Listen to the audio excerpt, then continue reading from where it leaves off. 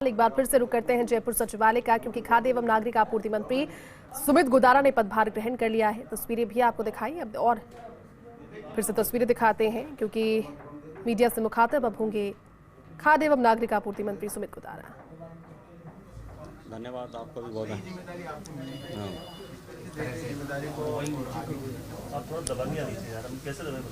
देखो, मैं सर्वप्रथम तो सबसे पहले केंद्रीय नेतृत्व, राज्य के नेतृत्व और माननीय मुख्यमंत्री जी माननीय श्री भजनलाल जी शर्मा जी को बहुत बहुत धन्यवाद देना चाहता हूं कि उन्होंने मुझे इस दायित्व के लायक समझा और ये जिम्मेवारी दी। और मेरा प्रयास रहेगा जो जिम्मेवारी दी है उसको पूर्णतः ईमानदारी से और अच्छा कार्य करके, जैसे हर व्यक्ति का प्रयास रहता है वैसा मेरा प्रयास रहेगा इस मंत्रालय को अच्छा चलाकर लोगों में जो भारतीय जनता पार्टी की नीति है कि अंतिम छोर पर बैठा व्यक्ति वहाँ तक पहुँचा जाए, वो मेरा प्रयास रहेगा। और इस मंत्रालय की विशेष ये बात कि जब भी हम भी गाँव में जब क्षेत्र में जाते हैं तो बहुत से लोग हैं जो आज भी इसमें सरकारी योजनाओं से वंचित हैं, जो NFSA के तहत। तो ये एक बड़ा है जिसमें हम इसमें कार्य कर सकते हैं। आने वाले समय में ये प्रयास रहेगा कि जो वंचित लोग हैं, जो वास्तव में डिजर्व हैं, जिनको ज़रूरत है, वो जो लोग इन योजनाओं से वंचित हैं, खाद्य सुरक्षा के तहत उनको लाभ मिले, ये प्रयास रहेगा। और माननीय मुख्यमंत्री जी के निर्देशानुसार हम लगातार दिन रात प्रयास कर इस विभाग में जितने अच्छा कार्य योजनाओं का एक तो इम्प्लीमेंटेशन कर पाएँ और दूसरा नवाचार भी कुछ करने का जो प्रयास हो समय के साथ वो भी देखा जाएगा। और साथ में बहुत सी जगह ऐसी जगह भी हैं जहाँ पर स्थान है जहाँ पर राशन की दुकानें भी कम है, जहाँ पर जिससे लोगों को सुविधा मिल सके, ये भी हमारा प्रयास रहेगा। पर आने वाले समय में ज़रूर ये प्रयास रहेगा कि आम आदमी को ज़्यादा से ज़्यादा राहत प्रदान कर सकें इस विभाग के माध्यम से।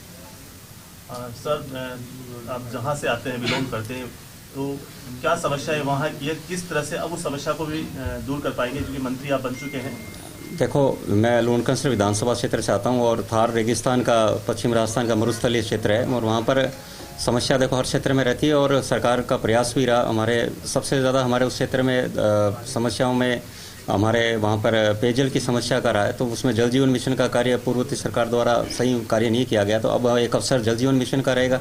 दूसरा, हमारा क्षेत्र एक तीव्र गति से एक किसान खेती के क्षेत्र में ट्यूबवेल का क्षेत्र बन रहा है, तो उसमें भी केंद्र सरकार की योजना RDSS स्कीम है, उसका इम्प्लीमेंटेशन करके नई GSS का निर्माण करके किसानों को लाइट पूरी मिले। जो वैसे पहले के पूर्ववर्ती सरकार में दोनों ऊर्जा मंत्री थे तो बीकानेर जिले से, पर हमें लाइट की समस्या से बहुत रूबरू होना पड़ा किसान भाइयों को सबको। तो वो प्रयास रहेगा लाइट की समस्या का समाधान कराएं जिससे किसान भाइयों को सुविधा मिल सके। जी, सीधा जनता से जुड़ा हुआ विभाग है, शिकायतें खूब रहती है कि दफ्तरों में चक्कर खूब लगवाते हैं DSO अधिकारी। बिल्कुल ये बात आपकी सही कही। तो इसलिए हमारा ये प्रयास रहेगा कि जितना और टेक्नोलॉजी का जितना भी उपयोग कर सकें, क्योंकि ये भी एक बात सत्य है कि पूर्ववर्ती भाजपा सरकार में POS के पॉइंट ऑफ सेल के द्वारा वहाँ से ये योजना लाई गई थी, जिससे काफ़ी हद तक जो शिकायतें थी उस पर काफ़ी अंकुश लगा। और भी इसमें जैसे कार्य करते हैं तो नई समस्याएं आती है, उसका निस्तारण का हम सदैव प्रयास रहेगा।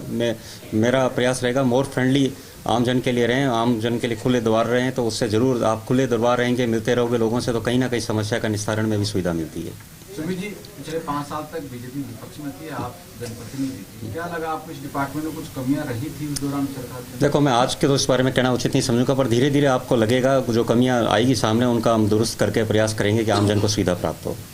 NFSA में जो नाम जोड़ने पोर्टल खुलता नहीं, बार बार पेंडेंसी। हाँ, ये बिल्कुल आपने सही कहा। ये बहुत पोर्टल नहीं खुलना और उसमें काफ़ी वंचित लोग हैं जो वास्तव में जिनको मिलना चाहिए वो इससे वंचित हैं। और काफ़ी जगह ये समस्या बहुत जगह लोगों के जुड़ने की आती है। तो इसका प्रयास माननीय मुख्यमंत्री जी के निर्देशानुसार करेंगे कि इसमें क्या हम सुविधा दे सकें ताकि जो वंचित लोग हैं उनको इस योजना का लाभ मिले। और जो माननीय प्रधानमंत्री जी के द्वारा जिस तरह प्रधानमंत्री गरीब कल्याण अन्न योजना चलाई जा रही है, जिससे और लोगों को लाभ मिल सके। जी, मिलावटी खाद्य पदार्थ जनता के स्वास्थ्य से खिलवाड़ कर रहे हैं, किस तरह से इनको रोकने के लिए पहल? हाँ, बिल्कुल, ये तो बिल्कुल इस सरकार का रहेगा। समय समय पर अभियान जो चलते हैं वो भी चलते रहेंगे। और ये एक बहुत समाज में बहुत महत्वपूर्ण विषय है, क्योंकि जिस तरह मिलावटखोर हो रही है वो हमारे शरीर को तो नुकसान कर रही है और कैंसर नाम की घातक बीमारी जो सबसे ज़्यादा फैल रही है इस मिलावट के कारण ही फैल रही है। तो इस पर जरूर अंकुश लगाने का प्रयास हमारा रहेगा। कितना कठोर कदम उठाएंगे ये समय बताएगा, आपको लगेगा बिल्कुल क्यों नहीं उठाएंगे। आम जन के हित के लिए तो हमेशा जितने से जितने